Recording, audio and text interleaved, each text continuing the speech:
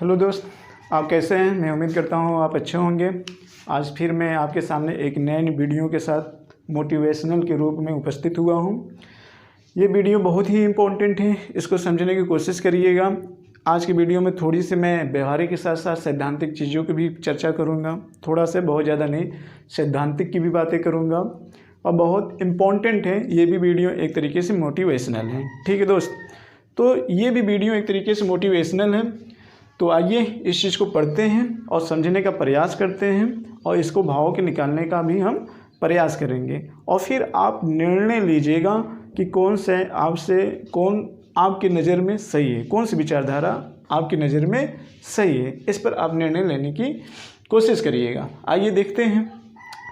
प्रतिस्पर्धा के दौर में 3 तरह के व्यक्ति शामिल होते हैं। प्रतिस्पर्धा की दौर में 3 तरह के व्यक्ति शामिल होते हैं। एक वह जो खुदगर्ज होता है, दूसरा वह जो इंसानियत के लिए होता है, तीसरा वह जो संक्रमण से होकर गुजरता है। यदि आपसे पूछा जाए तो कौन आगे जाएगा, तो शायद आपका उत्तर होगा पहले वाला व्यक्ति। ठीक, लेकिन यह व्यवहारिक रूप से सही है, परंतु दार्शनिक रूप से सही नहीं होता है। किंतु अब सवाल उठता है कि विज्ञान किसको महत्व देता है। ठीक है, अर्थात वैज्ञानिक दृष्टिकोण से कौन सा सही होगा। जी मित्र, हाँ, तो अब आते हैं इस चीज़ पर, देखते हैं। इसमें मुख्य रूप से 3 बातें कही गई हैं। 3 बातें कही गई हैं, व्यक्ति के संदर्भ में बात कही गई है। ठीक है, इसमें ये बातें कही गई हैं कि आज के प्रतिस्पर्धा की दौर में या कभी भी प्रतिस्पर्धा की दौर में अगर आप देख लेंगे 3 प्रकार की विचारधाराएं पाई जाती हैं। एक विचार आपने देखा कि प्रतिस्पर्धा की दौर में कुछ व्यक्ति ऐसे होते हैं जो खुदगर्ज होते हैं और कुछ व्यक्ति प्रतिस्पर्धा की दौर में इंसानियत को लेकर चलते हैं और कुछ ऐसे व्यक्ति होते हैं कि जो एक तरीके से संक्रमण और खुदगर्ज दोनों की स्थिति से होकर गुजरते हैं। जी हाँ, तो आपसे इसमें पूछा गया है किस व्यक्ति को आप ज़्यादा प्रासंगिकता दोगे, खुदगर्ज वाले को कि इंसानियत वाले को, कि आप जो संक्रमण काल की दौर से होकर गुजर रहा है उसको दोगे। तो उसको दोगे, कैसे दोगे, अब इस चीज़ को हम जानते हैं। देखिए, संक्रमण काल अगर इसमें देखा जाए तो संक्रमण काल अपने आप में बहुत इम्पोर्टेंट है, क्योंकि आधुनिकीकरण का हमेशा जब भी जन्म होता है तो वो संक्रमण काल के ही दौरान होता है। ठीक है मित्र, अब आइए इस चीज़ को हम थोड़ा से सैद्धांतिक पहलू में समझते हैं इस चीज़ को कि व्यवहारिक रूप से कौन सा सही है और फिर दार्शनिक रूप से कौन सा सही होगा और वैज्ञानिक दृष्टिकोण से कौन सा सही होगा। ठीक मित्र, प्रैक्टिकली रूप में आप एक चीज़ ध्यान दीजिए। अगर आपसे पूछा जाए, थोड़ा सा ध्यान रखिए कि अगर दुनिया का हर व्यक्ति सम्मान चाहता है, दुनिया का हर व्यक्ति सम्मान चाहता है और सम्मान के लिए 2 चीज़ होना ज़रूरी होता है। किसी भी व्यक्ति के लिए सम्मान के लिए 2 चीज़ ज़रूरी होता है। एक पैसा भी होता है, उसको सम्मान के लिए एक पैसा भी होता है, और दूसरा एक तरीके से सम्मान मिलना ही चाहिए।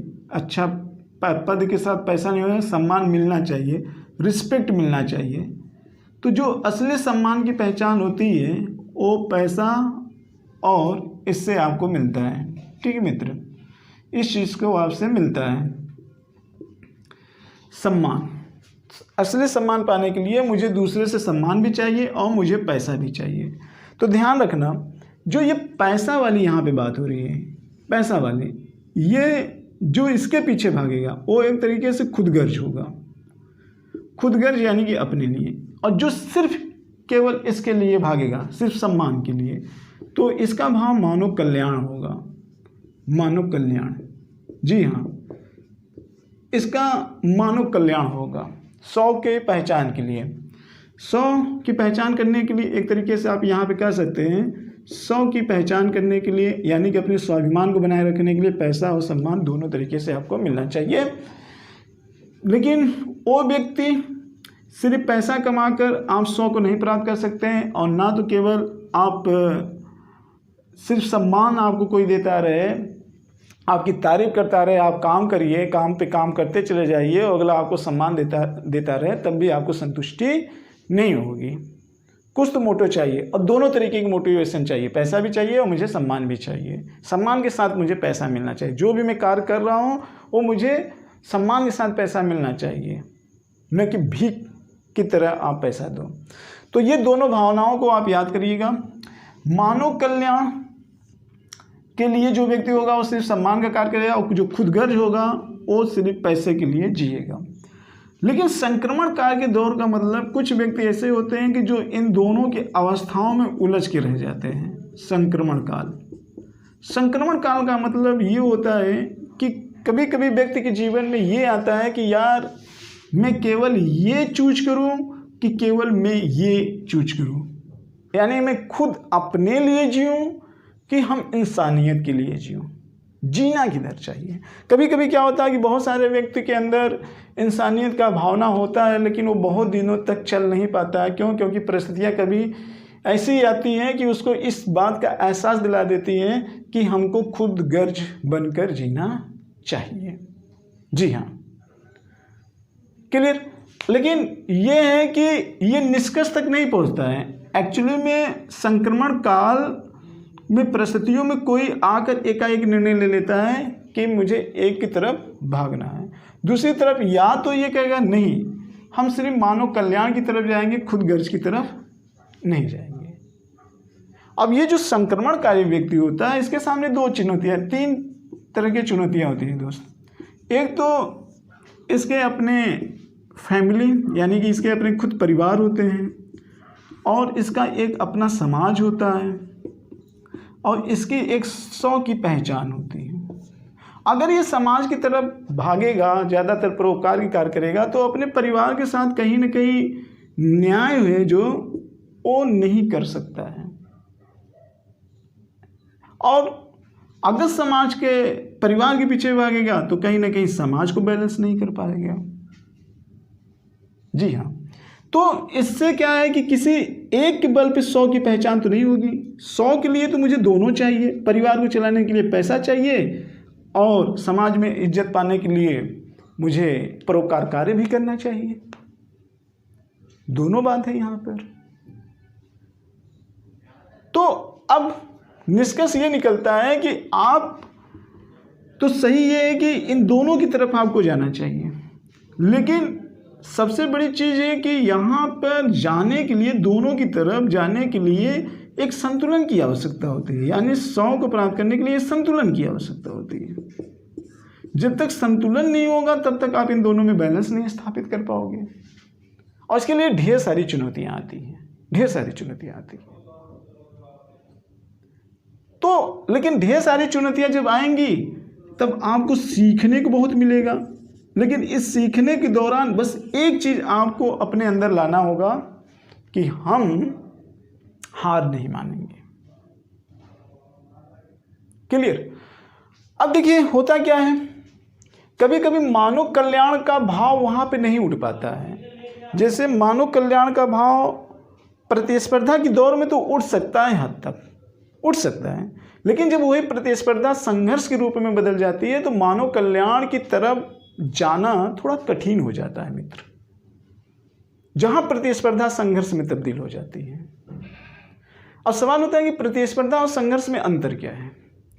देखिए, प्रतिस्पर्धा का मतलब ये होता है कि एक तरीके से जहां पर संसाधन सीमित हो और उसके लिए कई व्यक्ति की होड़ लगी हो, लेकिन उसका एक मापदंड बना दिया गया है कि जो ये कोरम पूरा करेगा वही उस वस्तु को प्राप्त करेगा। अब वो कोरम बना दिया गया, लेकिन जो कोरम बनाया गया है वो नियम कानूनों के आधार पर बनाया गया है। नियम कानूनों की स्थिति में व्यक्ति अपने आप को बैलेंस करते हुए परोपकार करके, स्ट्रगल करके, एक तरीके से मेहनत करके, कठिन परिश्रम करके प्रतिस्पर्धा के माध्यम से वस्तु प्राप्त कर सकता है अपने समय को देकर। लेकिन जहां संघर्ष की स्थिति आ जाती है वहां पे क्या होता है कि जो प्रतिस्पर्धा के मापदंड बनाए गए हैं किसी लक्ष्य को अचीव करने के लिए या किसी वस्तु को प्राप्त करने के लिए, तो उस मापदंड का उल्लंघन होता है गलत तरीके से। यानी जितने भी नियम कानून होते हैं सबको ताक पर रख दिया जाता है, यहां तक कि लोग उसके लिए अपराध करना भी प्रारंभ कर देते हैं। अपराध, रिश्वतखोरी, तमाम प्रकार की चीज़ें अपराध में आती हैं। तो वो प्रतिस्पर्धा नहीं रह जाती, तो वो संघर्ष रह जाती है। और जहाँ संघर्ष की भावना आ जाती है तो वहाँ व्यक्ति अपने आप को बैलेंस करना भी चाहे तो बड़ा मुश्किल होता है, क्योंकि उसकी भी अपनी कुछ रिक्वायरमेंट होती है। अगर वो परोपकार की तरफ भागेगा तो फिर वो अपने परिवार को कैसे बैलेंस करेगा? तो इसका मतलब सब के सब भागेंगे, तो अब सवाल उठता है भाई सबके सब भागेंगे तो हमारे समाज में तो सब व्यक्ति तो समान नहीं है, उनको भी तो लेकर चलना है। उनको कैसे लेकर चलेंगे? उनको लेकर तभी चलेंगे जब आप प्रतिस्पर्धा को बनाए रखेंगे और संघर्ष को कम करेंगे, यानी कि अपराध को कम करेंगे। लेकिन आज प्रतिस्पर्धा की दौर बढ़ने का मतलब ये है कि संघर्ष की स्थिति भी बढ़ रही है। जो प्रतिस्पर्धा में संघर्ष जैसे तत्व शामिल हो रहे हैं उसको रोकना है। रिश्वतखोरी, भय दिखाना, ये सब के माध्यम से आप अपने लक्ष्य को अचीव कर रहे हैं। तो इससे केवल एक तरीके से अयोग्यता बहुत ज़्यादा आ जाती है। बहुत सारे मैं न्यूज चैनलों में भी सुनता हूँ कि इस जॉब के लिए इतने पैसे दिए गए हैं, इतना ऐसे पैसे दिए गए हैं। और वहाँ पे जब अशिक्षित लोग जाएंगे तो वो भी समाज का कल्याण कैसे कर पाएंगे? उनके अंदर खुद ही समझ नहीं हो पाएगी। तो कहने का मतलब ये जो खुदगर्ज की भावना है, ये खुदगर्ज, ये प्रतिस्पर्धा को धीरे धीरे किस में तब्दील कर दे रही है? संघर्ष में तब्दील कर दे रही है भाई। संघर्ष में अपराध को बढ़ावा दे रही है। तो इससे दो हानियां हैं। एक तो वो हानियां हैं जो अवैध तरीके से सिस्टम में जाते हैं, यानी कि योग्य नहीं होते हैं, और दूसरा वो व्यक्ति जिसके अंदर योग्यता होती है कि प्रतिस्पर्धा के माध्यम से हम लक्ष्य को भी अचीव करेंगे और परोपकार कार्य करेंगे साथ साथ में। तो योग्य व्यक्ति वाला सीधे प्रतिस्पर्धा को बढ़ा देता है और परोपकार कार्य करना भूल जाता है। और तीसरी चीज ये होती है कि जो व्यक्ति अयोग्य बैठे हुए हैं, वो उस पद पर बैठे हुए लोगों के साथ न्याय नहीं कर सकते हैं। तो ये समझेगा कौन? जो केवल इंसानियत की तरफ भाग जाएगा वो भी नहीं समझ पाएगा, जो खुद की गर्ज की तरफ भागेगा वो भी नहीं समझ पाएगा। दोनों के बीच, दोनों की स्थिति को समझने के लिए एक संक्रमणकाल का दौर जरूर होना चाहिए। हाँ, अगर आपसे ये कहें कि सबसे ज़्यादा कौन सफल होगा, तो जाहिर सी बात है, अगर खुद गर्ज का मतलब स्वयं के लिए आप जीना चाहते हो तो गलत तरीके से आप रास्ता अपना सकते हो। व्यवहारिक रूप से तो मैं कहूँगा खुद गर्ज सफल हो जाएगा भाई। लेकिन दार्शनिक दृष्टिकोण से हम ये कहेंगे कि मानव कल्याण की तरफ जाओ। मानव कल्याण की तरफ अपनी न्यूनतम आवश्यकताएं कम करो। लेकिन ये सामान्य पुरुष के बस में नहीं है, वो उसी व्यक्ति के बस में है जो संक्रमण काल की दौर से होकर गुजर गया होगा और अंतिम लक्ष्य यही चाहेगा, मानव कल्याण की भावना। तो एक एग्जाम्पल आपको और मैं यहीं पे बता देना चाह रहा हूं। जैसा कि मैंने कहा कि दोस्त, आज के वीडियो में कुछ व्यवहारिक के साथ साथ सैद्धांतिक बातों पे भी चर्चा होगी, थोड़ा सा सैद्धांतिक बातों पे भी चर्चा होगी। हालांकि मैं जीएस के लेवल में डिटेल में सारी चीज़ें चर्चा करूंगा विषय वाइज, बट इस कोटेशन से थोड़ा सैद्धांतिक बातें पे चर्चा करना आवश्यक है। तो मेरी बातें आपको कुछ न कुछ समझ में आ रही होगी। लेकिन वैज्ञानिक दृष्टिकोण से कौन सा सही होगा? वैज्ञानिक दृष्टिकोण का मतलब कि मुझे दोनों को लेकर चलना है। एक समान पुरुष को दोनों को लेकर चलना पड़ेगा। लेकिन दार्शनिक दृष्टिकोण जो एक तरीके से ज्ञान के अचीव कर लिया गया, तो वो तो समाज को लेकर चलेगा। और व्यवहारिक रूप से वो व्यक्ति जिसके अंदर सहनशीलता नहीं है, दूरदर्शिता नहीं है, वो प्रतिस्पर्धा को संघर्ष में बनाने की कोशिश करेगा, जो खुदगर्ज होंगे। लेकिन तीनों स्थितियों में सिर्फ ये जान लीजिए कि समाज में अशांति ही होगी। इसलिए मुझे वैज्ञानिक दृष्टिकोण को अपनाना ही पड़ेगा।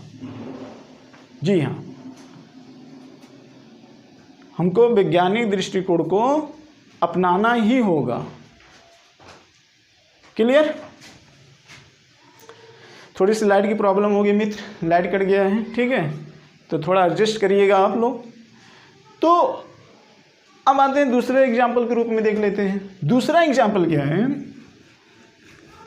दूसरा एग्जाम्पल हम आपके सामने प्रस्तुत कर रहे हैं, थोड़ा इसको समझने की कोशिश करिएगा और संक्षेप में ही बताने का प्रयास करेंगे। मैं मानता हूँ कि थोड़ा वीडियो ये लंबा हो रहा है, लेकिन धैर्य बनाए रखिएगा, इंटरेस्टिंग है और कॉन्सेप्चुअल चीज़ पढ़ाने में थोड़ा सा टाइम लगता भी है। अब देखिए भारत की हम बात कर लेते हैं। भारत में जो अर्थव्यवस्था है वो कैसी अर्थव्यवस्था है आप जानते हो, मिश्रित अर्थव्यवस्था। बहुत ध्यान से समझिएगा, मैं ये कह रहा हूं कि मिश्रित अर्थव्यवस्था का मतलब दो विचारधारा, एक पूंजीवादी विचारधारा और एक समाजवादी विचारधारा। पूंजीवादी विचारधारा और एक समाजवादी विचारधारा, और दोनों की विचारधाराएं जब आपस में हो जाती है तो इसे बोला जाता है मिश्रित विचारधारा।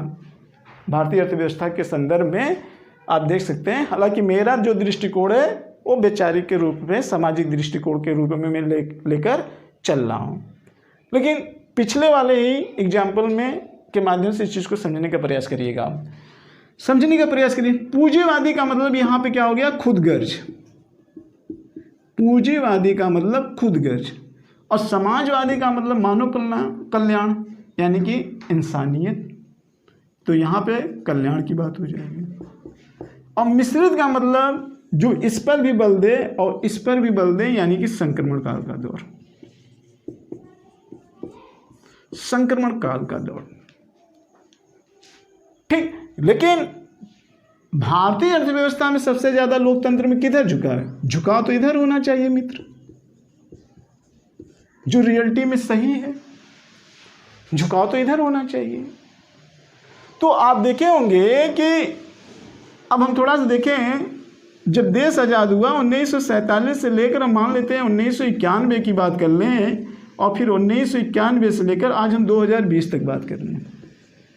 जी हाँ, अगर आप देखेंगे यहाँ तक जो बातें ज़्यादातर होती थी, तो ज़्यादातर सरकार अपने सरकारी कंपनियों के माध्यम से रोजगार दिलाता था।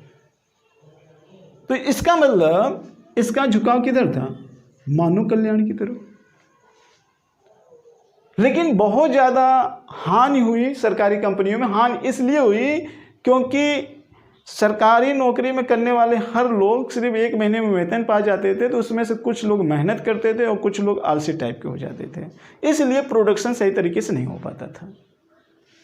तो सरकार ने क्या किया कि बाद में एलपीजी मॉडल आया, और एलपीजी मॉडल में हर व्यक्ति कहीं ना कहीं इंसान यहाँ से क्या होने लगा, यहाँ से बात खुदगर्ज की तरफ होने लगा। ध्यान से समझिएगा। अब जब खुदगर्ज हुआ, सरकारी कंपनियों मान लीजिए एक तरीके से प्रतिस्पर्धा चलती है, वहाँ पे प्रतिस्पर्धा की भावना है, लेकिन खुदगर्ज का मतलब अब यहाँ पर इंसान में प्रतिस्पर्धा की दौड़ और बढ़ने लगा।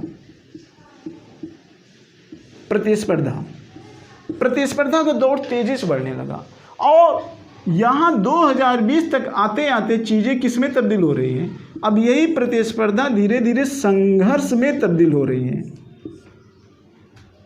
आप देख रहे होंगे बहुत सारे घोटाले आपको देखने को मिले होंगे, बहुत सारे घोटाले, बहुत सारे पैसों के गमन आपको देखने को मिल रहे होंगे, और तेजी से कंपनियां विनिवेश भी हो रही है। तो इसका मतलब अब ये जब संघर्ष को बढ़ावा मिलेगा तो आप समझ सकते हैं कि स्थिति कितनी भयानक हो सकती है। हाँ, यहाँ पर प्रतिस्पर्धा था तो योग्यता था। प्रतिस्पर्धा में योग्यता का तो महत्व दिया जा सकता है, लेकिन जब स्थिति यहाँ की बात करें तो यहाँ पे कम से कम संघर्ष के मामले में अगर देखा जाए तो यहाँ पर अयोग्यता का माहौल दिखा जाता है। अयोग्यता का, लोग अयोग्य व्यक्ति जाते हैं मित्र, अयोग्य व्यक्ति यहाँ पे जाते हैं, तो एक सीमा ऐसी आती है कि यहाँ पे तरक्की नहीं हो पाती है। जी हाँ, तो अब आने वाला समय क्या होगा? आने वाला समय ये होगा कि जो इस वर्ग में रहने वाले लोग अब होंगे तो इनके अंदर आक्रोश आएगा, आक्रोश आएगा। तुष्टिकरण से काम नहीं चलेगा। इसलिए आक्रोश अपने चरम सीमा पे जाए उससे पहले मुझे इस अवस्था को बड़ी ही गहराई से एनालिसिस करना होगा और फिर बैलेंस करना होगा दोनों में, तब जाकर हम 100 को प्राप्त करेंगे। यानी कि भारत पूरी तरीके से डेवलपमेंट होगा, आत्मसम्मानित महसूस करेगा। सिर्फ भारत में रहने वाले एक वर्ग को लेकर भारत को अच्छा नहीं बनाया जा सकता है और ना भारत अपने आप को खुशी महसूस करेगा। दोनों वर्गों को लेकर चलना होगा और ये दोनों वर्गों की अच्छी समझ तभी आती है जब संक्रमण की स्थिति से हम होकर गुजरते हैं। लेकिन उसको विचार करिए तो इस समय हम मानते हैं जो हमारे देश में इस समय परिस्थितियां चल रही है वो एक तरीके से संक्रमण की स्थिति चल ही रही है, क्योंकि ये आधुनिकीकरण का भी दौर तेजी से चल रहा है और संक्रमण की स्थितियां यहाँ पर बनी हुई हैं। तो इन संक्रमण की स्थितियों से निकल कर मुझे एक बैलेंस की स्थिति को लाना होगा। चाहे ये चीज किसी देश के संदर्भ में कही जाए, चाहे ये चीज किसी संस्था के संदर्भ में कहिए, चाहे ये चीज किसी एक व्यक्ति के संदर्भ में कहिए, लेकिन एक्चुअली रूप में 100 को प्राप्त करना होगा तो दोनों को लेकर चलना पड़ेगा, लेकिन प्रतिस्पर्धा को ध्यान में रखकर, न कि संघर्ष को ध्यान में रखकर। बढ़ते हुए प्रतिस्पर्धा को केवल कम ही नहीं करना चाहिए बल्कि संघर्ष को आने से रोकना चाहिए, तब माहौल अच्छा होगा। प्रतिस्पर्धा को कम करने का मतलब वस्तुओं के संसाधन की लोगों तक पहुंच अधिक होनी चाहिए। संघर्ष रोकने का मतलब ये हुआ कि प्रतिस्पर्धा में योग्य व्यक्ति पहुंचे। जब योग्य व्यक्ति टाइप के व्यक्ति पहुंचेंगे तो मानव कल्याण की भावना होगी। और एक चीज, संघर्ष की स्थिति नहीं रहेगी तो कुछ व्यक्ति ऐसे होंगे जो इकोनॉमिकल लक्ष्य के बनाने के साथ साथ परोपकार भी कार्य करेंगे। तो मुझे लगता है कि मेरा वीडियो आपको समझ में आ गया होगा। आज कुछ लंबा हुआ होगा वीडियो, क्योंकि इसमें कुछ बातें सैद्धांतिक रूप से थी, लिंक करना था आपस में, तो लंबा हो गया होगा। तो कहने का मतलब ये है कि व्यवहारिक रूप से देखेंगे भाई तो खुदगर्ज हो जाएगा। दार्शनिक दृष्टि से पूरे मानव कल्याण को लेकर चलना है, लेकिन वैज्ञानिक दृष्टिकोण से दोनों को लेकर चलना होगा अगर लंबे समय तक आयु को प्राप्त करना चाहते हो तो विकासात्मक रूप से। तो इसी के साथ दोस्तों इस वीडियो का मैं समापन कर रहा हूँ। नेक्स्ट टाइम एक नई वीडियो के साथ, एक नए मोटिवेशनल के साथ, एक नए कोटेशन के साथ फिर मिलेंगे आपके साथ, ठीक है। तो इसी के साथ मुझे इजाज़त दीजिए। जय भारत, जय हिंद।